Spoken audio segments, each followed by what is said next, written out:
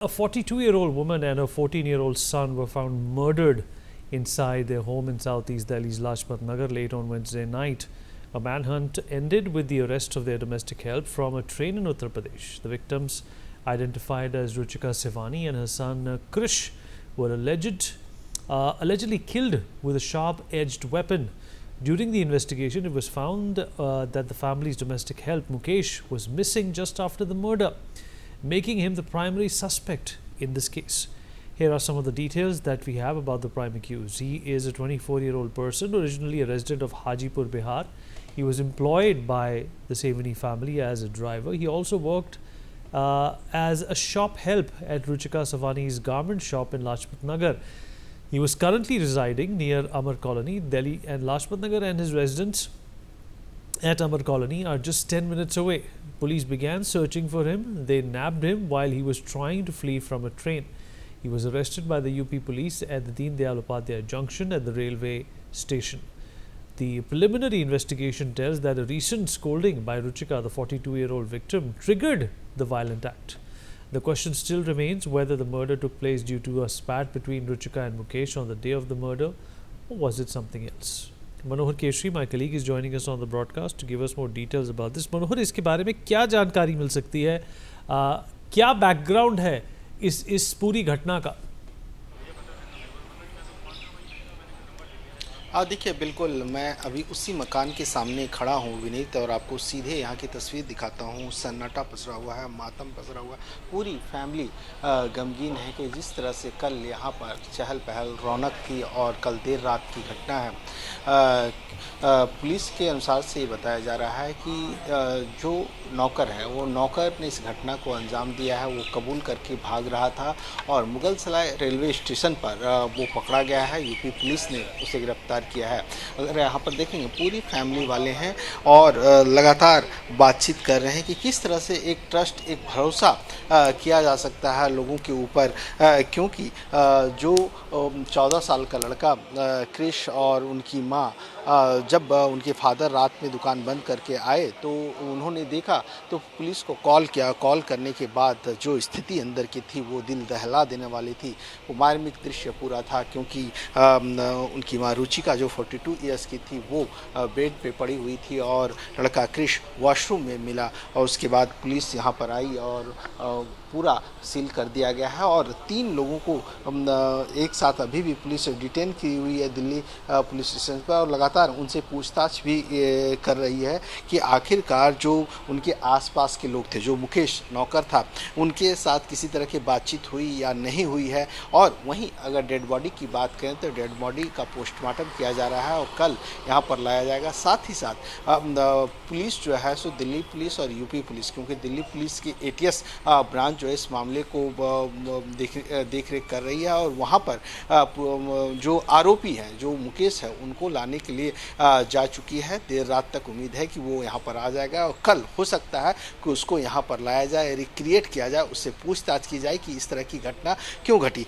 बता दूं कि आखिरकार मुकेश कैसे पकड़ा गया, किस तरह से DDU रेलवे स्टेशन पे वहाँ की पुलिस, यूपी पुलिस ने पकड़ा, क्योंकि जो क्रिश जो 14 साल का लड़का था उसका मर्डर करके उसके एप्पल फ़ोन, जो सोर्सेज बता रहे हैं, उसका एप्पल फ़ोन वो ले गया था और अपना फ़ोन यहीं पर छोड़ दिया था, और उसने एप्पल फ़ोन को भी स्विच ऑफ कर लिया था। और उसके बाद अगर हम बात करें तो जो टेक्नोलॉजी है एप्पल फ़ोन के तहत, उसके तहत उसका लोकेशन ट्रेस हुआ और उसके बाद पुलिस जो है उसको दबोच ली और उसके बाद इन्वेस्टिगेशन शुरू हुआ तो सारी चीज़ें पता चली। हम कोशिश करते हैं जो लोग हैं उनसे एक बार बात करने, क्योंकि जो माहौल है, जो यहाँ की स्थिति है विनीत, एकदम दिल दहला देने वाली घटना है। क्या नाम है आपका? देखिए, बात नहीं करना चाह रहे हैं कि मैं भी समझ सकता हूं कि स्थिति किस तरह से है। अगर घर के 2 परिवार के सदस्य की इस तरह से अगर डबल मर्डर कर दिया जाए, हत्या कर दिया जाए, तो आप समझ सकते हैं घर के जो माथा होता है, जो मुखिया होता है, जो देखरेख करने वाले होते हैं, और इस तरह से घटना को अगर अंजाम दिया जाता है तो आप समझ सकते हैं कि क्या स्थिति है। फिलहाल पुलिस जो है सो मामले की जाँच कर रही है और जल्द से जल्द मुकेश को दिल्ली लाने की कोशिश है। जी मनोहर, ये भी बताइए हमें कि ये जो संदिग्ध है जिसको पकड़ लिया गया है अभी, उसको पकड़ने का एक ये जो चैलेंज था, ये जो चुनौती थी, वो पुलिस ने कैसे इतनी जल्दी प्राप्त की? हाँ, देखिए बिल्कुल जब देर रात उनके फादर यहाँ पर पहुँचे तो उन्होंने जो सीढ़ियों पर ब्लड का कुछ स्पॉट देखा और उसके बाद दिल्ली पुलिस को फ़ोन किया, क्योंकि घर का दरवाज़ा बंद था। और उसके बाद जो है सो दिल्ली पुलिस यहाँ पर आई और अंदर का जब दरवाज़ा खोला गया तो स्थिति आप समझ सकते हैं कि किस तरह से दर्दनाक स्थिति थी। और उसके बाद क्रिश का मोबाइल फ़ोन कहीं घर में नहीं मिला, तो वहाँ पर मुकेश का फ़ोन पड़ा हुआ मिला। मुकेश ने अपना फ़ोन यहीं पर फेंक करके चला गया था और एप्पल का फ़ोन जो है सो लेकर के चला गया था। जब एप्पल का फ़ोन ट्रेस में लगाई दिल्ली पुलिस ने, उसके बाद उसका लोकेशन पता चला और वहाँ पर लोकल पुलिस, उत्तर प्रदेश की पुलिस से संपर्क साधा गया और उसके बाद उसे धर दबोचा गया, क्योंकि आज सुबह ही वो दिल्ली से फरार हो गया था। जी मनोहर, इस जानकारी के लिए, हमारे साथ जुड़ने के लिए आपका शुक्रिया।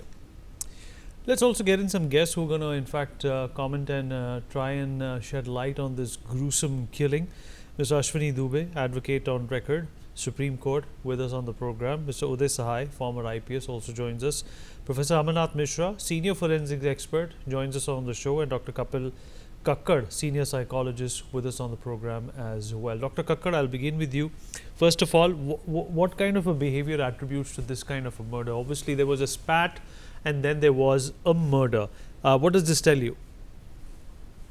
See, what is coming out from what I understand is it seems to be a severe passive aggressive behavior.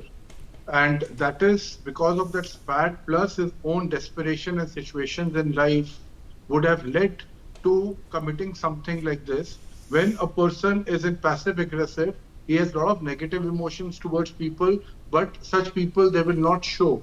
And at times when they internalize such emotions so strongly and so much, what they start thinking is that how can they make uh, either their life better, or how can they get rid of a person, or how by getting rid of a person their life can or perhaps some kind of solace they can get.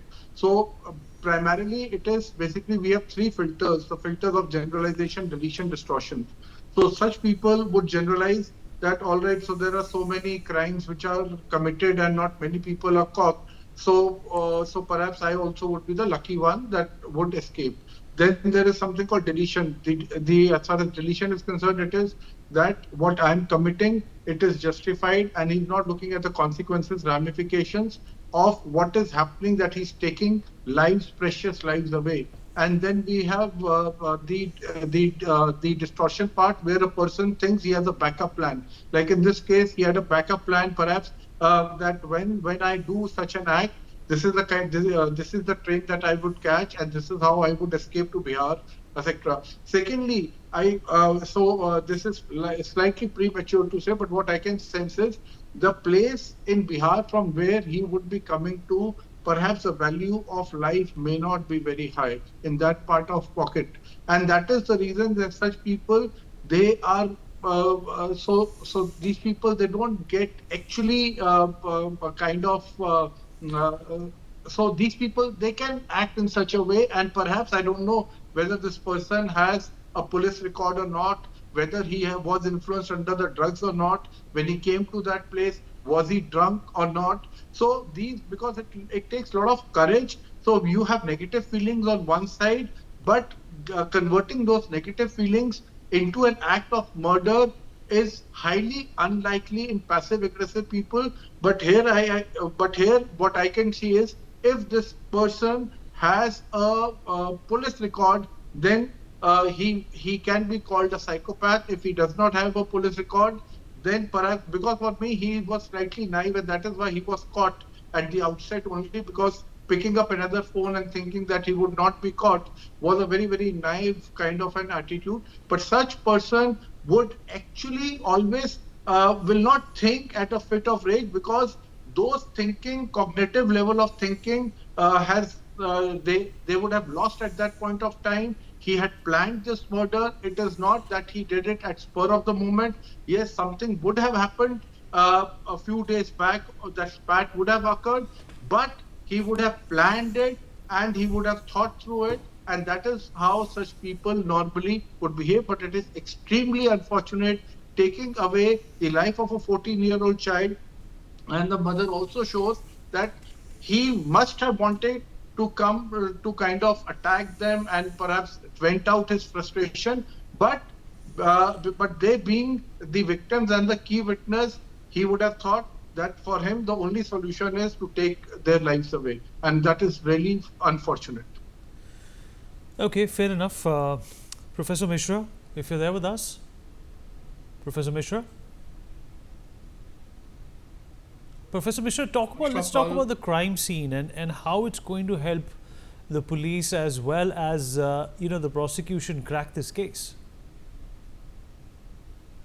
So, as this case mentioned by news papers and investigating officers, so first of all, police already investigated the crime scene and collected the physical evidences, and they also found mobile phone, and on the basis of that they catch that person from the railway stations, and also there is a CCTV footage, and there is a chance fingerprints if he enters inside the house.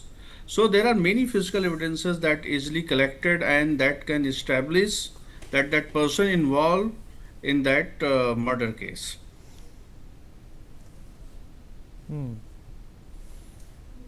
Okay, fair enough. Let me also rope in Mr. Uday Sahai, former IPS. Mr. Sahai, are you there with us, sir? Mrs. Sahai? Yeah. Mrs. Sahai, obviously, kudos to the police who've been able to get this person and catch this person.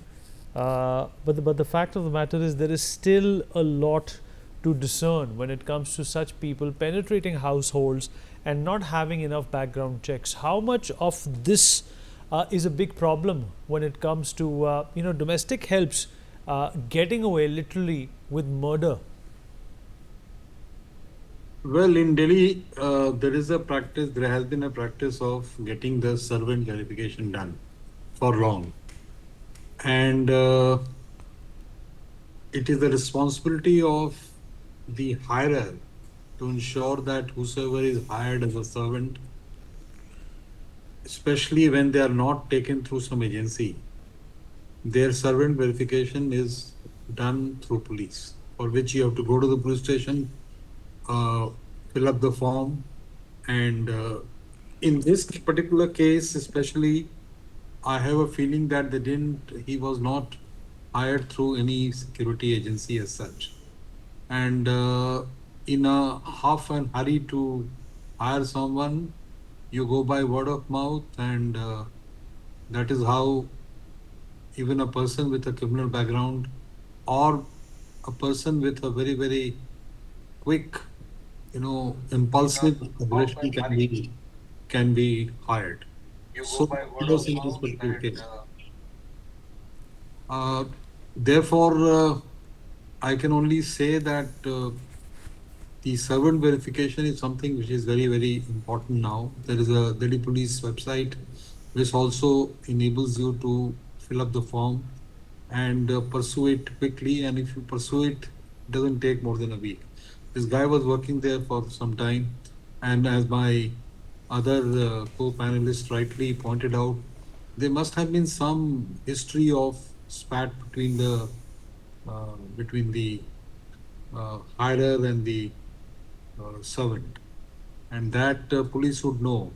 So from the point of view of investigation, it is open and shut case, because the weapon of offense has been recovered reportedly. I'm not sure if that is true. If that is true, then half the job is done. Fingerprints are taken. Then spot itself tells you the, telling story about what happened. Then finally, when he's caught, he's interrogated. And if he has done the confession plain and simple, then the police can not only record his statement, also get the same statement recorded before the magistrate under 164 CRPC. I don't know what's the provision now. And that's it. Dr. Kakkad, what is the lesson here? What's the learning here? When it comes to dealing with people don't really understand, and dealing with egos and the passive aggressive behavior that you mentioned, that people don't really understand. The behavior is something, unfortunately, very, very, very difficult to predict. In fact, where I stay very close to Lajpat Nagar, so I'm in the vicinity only. And so there are few things like last year in our place also, in our colony also, a doctor was murdered. And this doctor had got the daughter of the accused married. Imagine. And that lady was working with that doctor for last 25 years, and still she murdered that doctor with few accomplices. So now this is something, when we talk about human behavior, it is very, very difficult, whether you are recruiting them through an agency or directly. The most important thing that I would like to point here is that as far as when people think that they are quite complacent as far as the policing and the law and order is concerned, when they see thefts, etc., happening all the time. And so that is the place, the time when people think, well, if I go to the next level, perhaps I will not be caught. But they don't know that and understand that when you talk about crime at this level, Delhi police or any other state police, they're highly competent people. Secondly, when we talk about the verification, I think, like it's been rightly said, that it is the onus lies on the person who is keeping the servant, the help.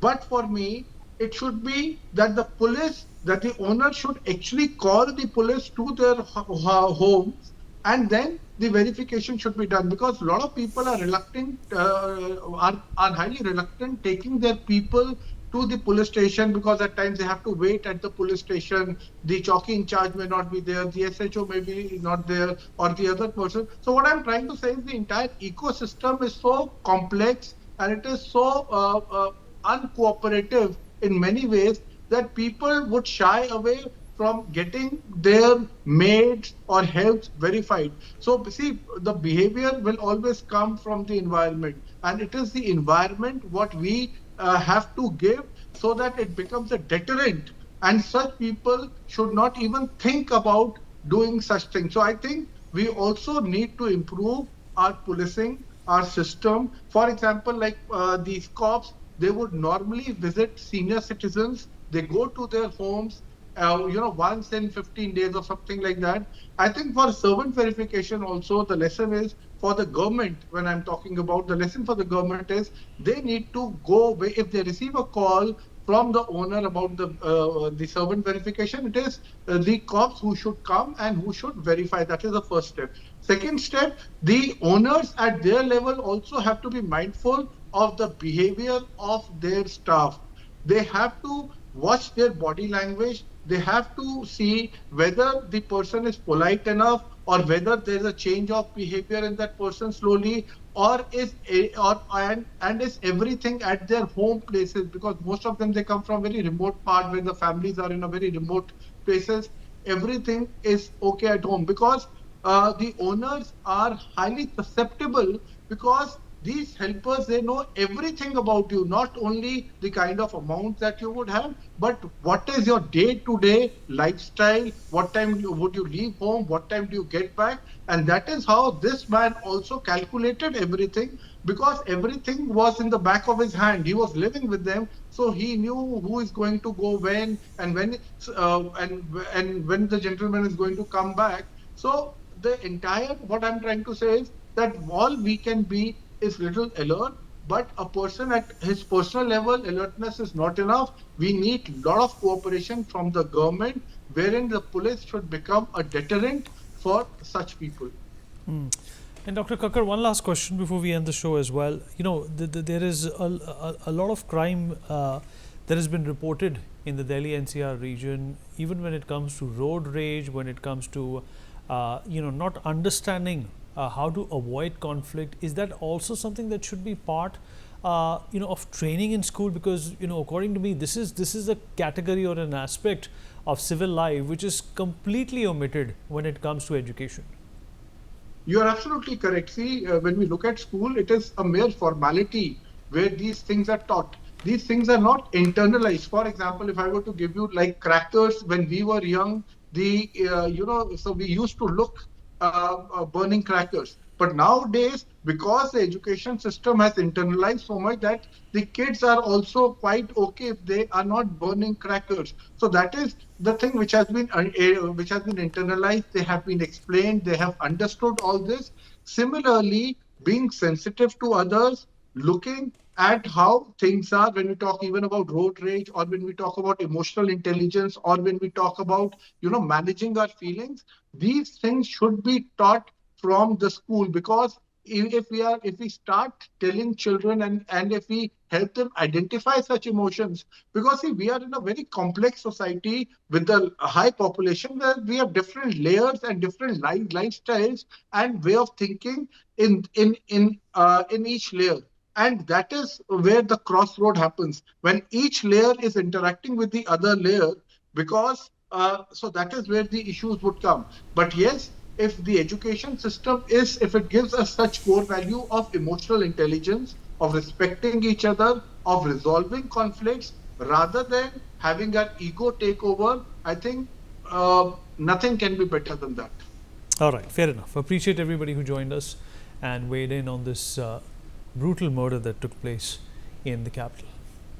All right, we take a short break now. We'll be right back.